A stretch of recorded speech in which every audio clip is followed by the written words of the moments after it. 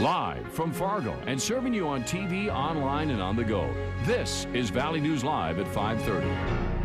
12 jurors are now picked, and opening statements have started in the trial of a former North Dakota Teacher of the Year. Good evening, and thank you for joining us. The trial of suspended West Fargo teacher Aaron Knodel is now underway. Knodel is charged with 5 felony counts of corruption or solicitation of minors. He's accused of having a sexual relationship with a 17-year-old student in 2009. Valley News Team's Ashley Bishop joins us live from the courthouse, where things just wrapped up for the day. Ashley? Good evening. The trial today started with 79 potential jurors, and they dismissed a few along the way but narrowed it down to 12. 5 men, 8 women, 1 being an alternate. Now, throughout the morning, they picked jurors, and eventually the state prosecutor began his opening statements late this afternoon. The John Byers, the state prosecutor, the opening statements only lasted 20 minutes, and in it he said multiple times that they're not disputing that Knodel is a great teacher, but disputing the fact that if he had a relationship with a student, a sexual relationship with a student. He also spoke about multiple pieces of evidence they have to show that a relationship occurred. We'll tell you more about that tonight at 6. And even talked about why the victim waited about 5 years to come forward. Now, the defense will give their opening statements tomorrow. Every day, court will go from 9 a.m. to 4:30 p.m. with a lunch break in between. And they're expecting this to last about a week, Andrea. At the courthouse in South Fargo, Ashley Bishop, Valley News Live. All right, thank you, Ashley, for that live report. And Valley News Live will be following the trial for you, and you can stay up to date on the latest developments by following us online and on Facebook. You can like Valley News Live on Facebook to follow the latest news, weather, and breaking news updates anytime on your feed. Just search Valley News Live, like our page, and then you'll stay informed throughout the entire day. It's not feeling like spring out there today, is it? Let's go to meteorologist Lisa Green to find out when we'll warm up. Lisa? Certainly not. The wind is really making it feel even colder than it actually is. Another kind of unpleasant day to be outdoors. A wind advisory in effect for much of the valley until 7 o'clock tonight because of those strong winds. And out west, where we're a little bit drier, red flag warning in effect for the James River Valley and the Ellendale area there as well. Looking at the wind speeds now, starting to scale back a bit. 36 miles per hour in Fargo, 36 in Grand Forks. That cold wind out of the north, bringing 30s and 40s for highs today. So chilly. Our chances for precipitation dwindling out there tonight as well, so we'll continue to see that improvement happening for drying conditions tonight. We'll watch those temperatures dip back once again into the 30s in the places where we did make it into the 40s today, and some clearing skies. I'll let you know how the rest of our work week looks coming up in just a few minutes. Hopefully better. Thank you, Lisa. Tomorrow could bring an unprecedented event to the history of UND. The Student Senate will decide whether to give UND President Robert Kelly a vote of no confidence in an effort to oust him from his job. It could also table the entire issue. As Valley News Team's Neil Carlson shows us, some people are hoping the matter can be settled with better lines of communication. A Wednesday night showdown is brewing at UND on this cold spring day. Student President Tanner Franklin says the main point of contention is the administration did not allow them to see a proposal to increase tuition until they filed an open records request. I think that when administration directly lies to students, when administration directly lies to the public, you know, as a leader and at a public institution, absolutely, I think that constitutes for a vote of no confidence. The majority of a very small sampling of UND students I spoke with say basically this whole thing is overblown, that there should be more communication before any drastic steps are taken. So you think this whole thing is maybe blown out of proportion right now? Oh, definitely. I think first they should have tried to talk to President Kelly and had some communication with him before going to the entire school.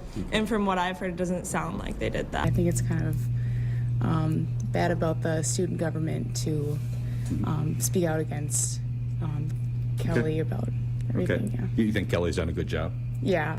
From what I've heard, that this is something that needs to be checked out, so this is a good idea from my side. Yeah, first of all, it may be a better idea just to try to communicate to them to see if they can fix anything. President Kelly held a private meeting with Student President Tanner Franklin today. It appears Kelly is ready to open all lines of communication and get this incident behind And him. I've clearly heard the message that the students want more communication with the administration.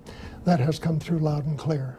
Is that something you'll be working on? Oh, absolutely. I think there are many things that we can do. I can certainly be more effective in my own communication with students. It now remains to be seen whether the Student Senate is ready to talk or move ahead with a vote of no confidence during its Wednesday night meeting. In Grand Forks, Neil Carlson, Valley News Live. UND's Chester Fritz Library's Special Collections Department searched the school's student newspapers for us. They didn't find any votes of no confidence for a president during the school's entire history.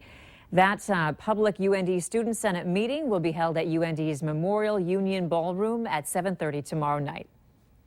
A man is recovering from injuries from a rollover crash in Otter Tail County this morning. It happened shortly before 8 in the morning on Highway 10 west of New York Mills. A truck slid on the icy bridge and went off the road, rolling down the hill on the north side. The driver, 59-year-old John C. Anderson of Bluffton, Minnesota, suffered injuries that are not life-threatening. A plan is in the works to connect two cities. A subcommittee met today to talk about a shuttle bus route between downtown Fargo and Moorhead. According to a member of the city of Fargo, the meeting looked at the issues and opportunities with the system. He says they talked about possible stops at both cities and how to promote and market the idea. He also said the goal is to have the shuttle offer a 15-minute service. But before anything is set in stone, a joint agreement needs to be made between the two cities. The ribbon is cut and the doors are open at the new Air Force recruiting office in Fargo. To kick off the start of a new beginning, Colonel Dennis Tucker and Mayor Tim Mahoney administered the oath of enlistment to new Air Force recruits. Today, those in attendance could learn about the service's high-tech careers and look at Air Force displays. The new office is one of about 160 offices open nationwide. Lots of music is coming your way for the summer concert series at the Blue Stem Amphitheater in South Moorhead. 9 concerts are on the schedule. Jade Presents, the Fargo School District, and center officials made the announcement today. Concert ticket prices will range from $35 to about $70 for most events. And this year, a portion of the ticket sales will go to grants for budding musicians. They'll be administered through the Arts Partnership. If you have a child who needs private lessons, if you need rehearsal space, if you want new instruments, if you want to record an album, if you want to start a new band, all kinds of things, all those opportunities will be available for grants. This is a really amazing opportunity for the musicians of this community. Del Val says the grants will be awarded in the fall once they know how much money they'll have to work with. And for more information on the concert lineups, you'll find the complete schedule and further details at valleynewslive.com. Prom season is here, and for some, that could mean a big expense to pay for the dress, the shoes, dinner, and more.